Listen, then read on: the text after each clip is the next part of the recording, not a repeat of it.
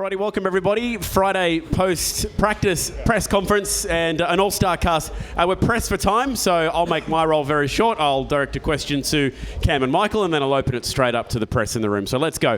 Cameron, great lap. Firstly, just talk us through the lap and how on the edge was that today? It was pretty gnarly. So we started today kind of old tyres, and we ran old tyres most of today and put a good tyre on, and it was probably more in me believing that the car's going to do what it's meant to do. So there's probably a little bit more in it, but obviously great to finish practice P1. Car's comfortable to drive, and Cruz is doing an awesome job as well. There seem to be a lot of curb hops, and that's the usual story here at the Gold Coast. Does anything feel different about the way you're triggering them from the car?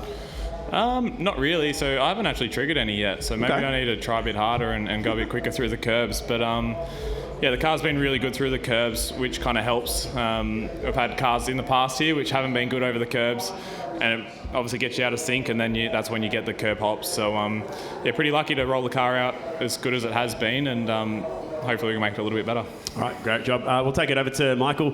I think it was Lee Holdsworth who said in an interview today, it's the toughest event on the co-drivers. Are you feeling that as a co-driver for the very first time here?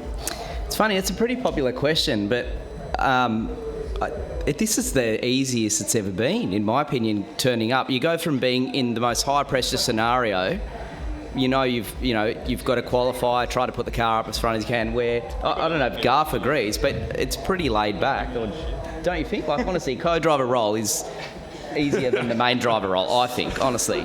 I'm not... Okay, no responsibility. Craig, Garth, do you feel like hopping on that? Nah, Michael's full of shit. So,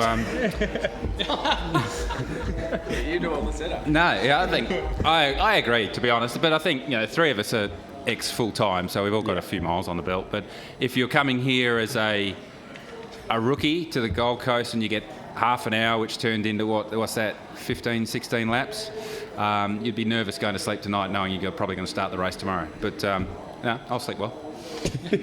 That seems to be a theme at press conferences. Craig, anything to add on that? Same.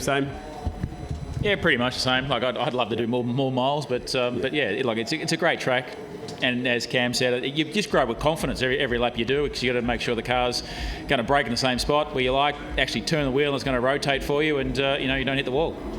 I like it. All right, let's get to the journos in the room.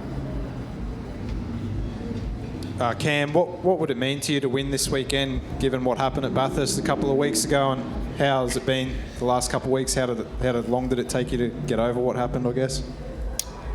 Obviously it'd be pretty special to bounce back after what happened at Bathurst, not just for myself but for the team. Obviously they've been working pretty hard to get our cars quicker through the year, and they've done an awesome job of that. And Bathurst, we could have had two cars on the podium, top five. Anything can happen in Bathurst, but there were two cars in contention. So to bounce back this weekend and try and get the team some surfboards, it'll be great. But it is what it is. You just got to move on. This is a sport you're in. Shit happens sometimes. So it is what it is. Craig, we saw you doing some spectating this morning. Learn anything out of that?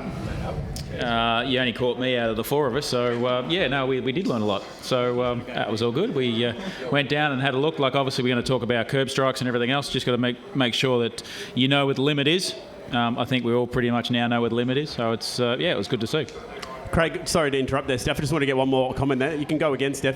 You had a phone call from Neil when you were down there, I saw. What was that I was about? going to delete it, but then I realised that you guys had me live on TV, so I thought that was a bit rude. But it did cross my mind.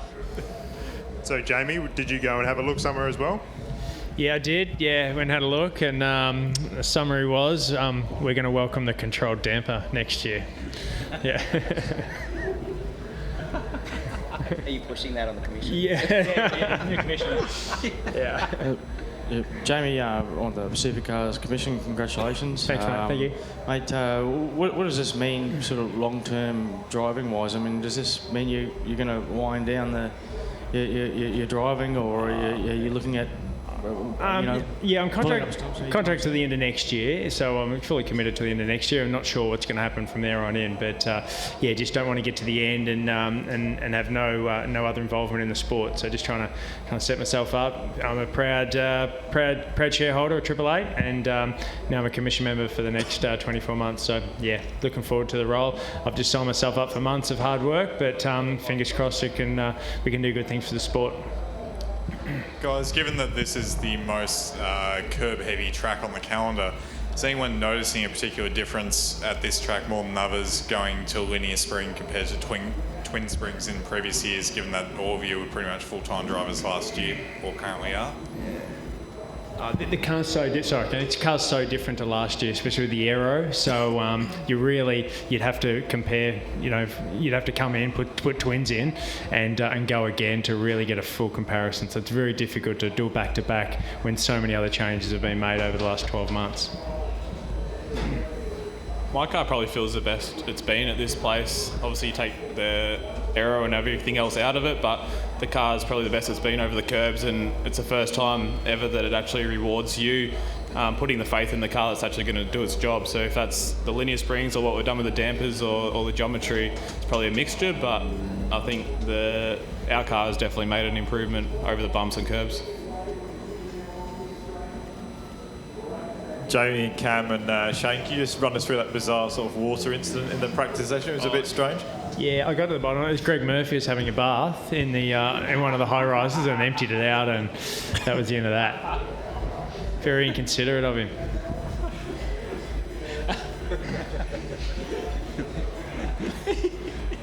Must have been a big bath. It was when he got in. It was when he got in. It was the water displacement. Tsunami. Final call for questions. Shane, it's been good. You might get one here.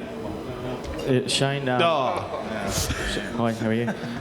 Shane, how are you approaching this? Obviously you got the frustration of Bathurst behind you. How are you attacking this round? Exactly that.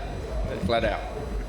It was pretty frustrating result. Did it take a while to get over it? Yeah. Yeah, I'm still pretty angry.